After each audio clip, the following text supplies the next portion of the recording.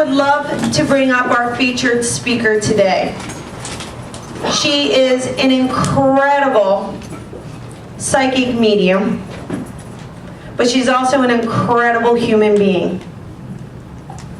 And I'm really honored and lucky to call her my friend.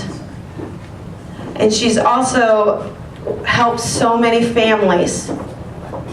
And she gives her time effortlessly to finding answers, to finding people, to finding solutions and resolution. She is making change in the police departments and FBI around the nation and around the world. And I thought it would be nice for her to come up and tell us a little bit about how Psychic Detective works and how it is making an impact on the spirit world.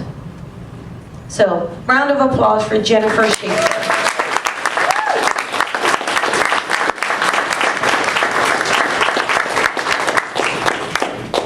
You're taking that away from me? I know. It's kind of like a blanket having that in front of you. Look at that hiding, that gorgeousness, all right? I gotta sell tickets. I mean,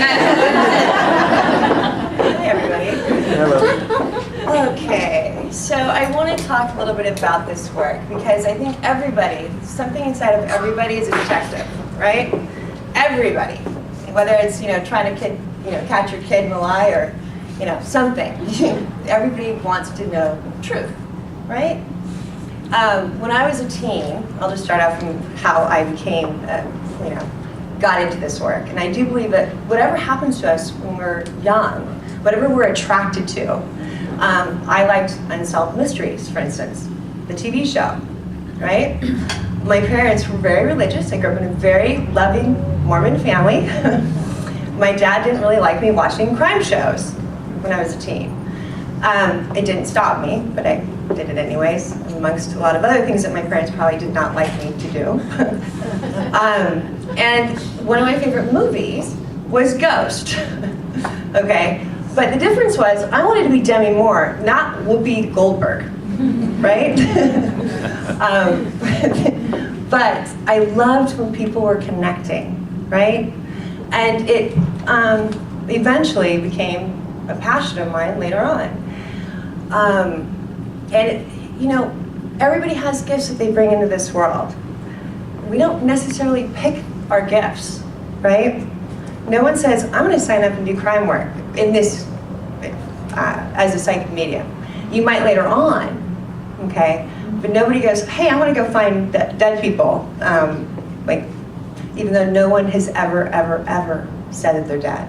Which has actually screwed me up on a couple of cases because they were missing. And I'm like, are you dead? I'm like, no. We'd go around to get more information.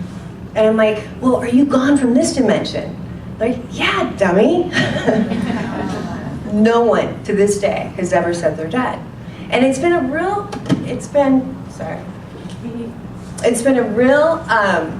great for me to see everything that I've seen, as hard as it's been, because it really makes you, like what Colby was saying earlier, you become so much more present. You have to. And when you're in this line of work and you see that you can help someone find clues to their loved ones, it's not something that comes back right away. So they're not saying yes or no or anything else in front of you. They have to go get the information. Like, you give them information and then they have to go out and get it. Okay? So it's not like, yeah, okay, that's right, that's correct. You don't get any of that. And then you take it to a different level. And I'll explain something about a case that I worked on in New York. When I landed in New York, there's a couple of people that wanted to meet with me. And it was at a bar, okay? But it had to do with somebody that went missing. Little did I know that it was the police chief of New York. I did not know I was meeting with the police chief and the deputy police commissioner. I didn't even know who they were at the time I was talking to them. They were wearing suits. They asked a couple of questions, and then everything I told them ended up happening 2 months later. But The reason why I'm telling you this isn't to say I work with them. It's because it's opening the chain. They believe in this work. They believe in us helping them.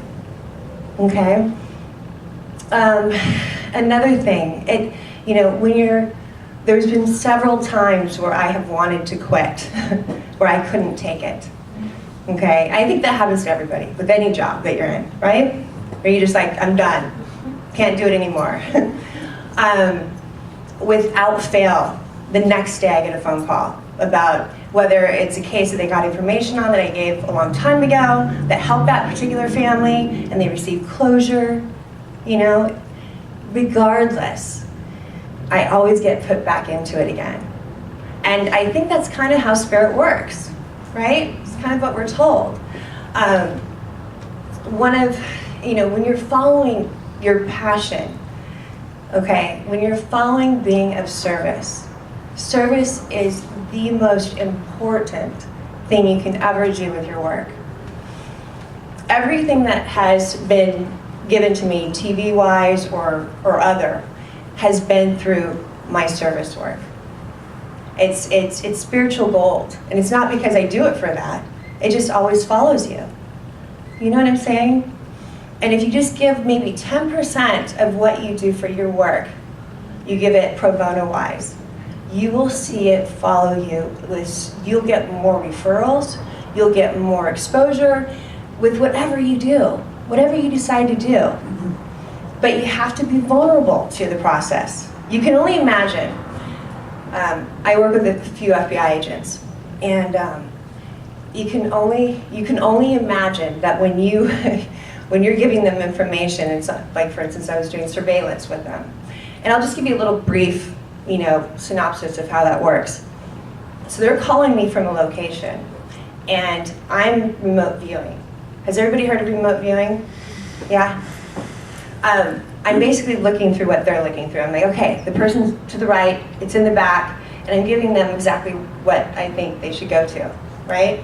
And like, Jennifer, we have to get the, whether it's the warrants and everything else, and if they do that, and they go to that location, and they're not there, then they're gonna be so far behind. So you can only imagine that angst, that kind of like me being up here, I kind of want to throw up, that kind of thing. Yeah. That happens, but you have to put your fear, my fear of being wrong. You have to put those fears away. Does that make sense? And if you could do that with everything in your life, just think about what could be given to you. Think about it. If and the things that you fear the most are the things that you have to look at, because that's that little spirit nudge, right? Thank you for allowing me to speak to you. If you guys have any questions, you can find me in the back after service. Thank you, Colby.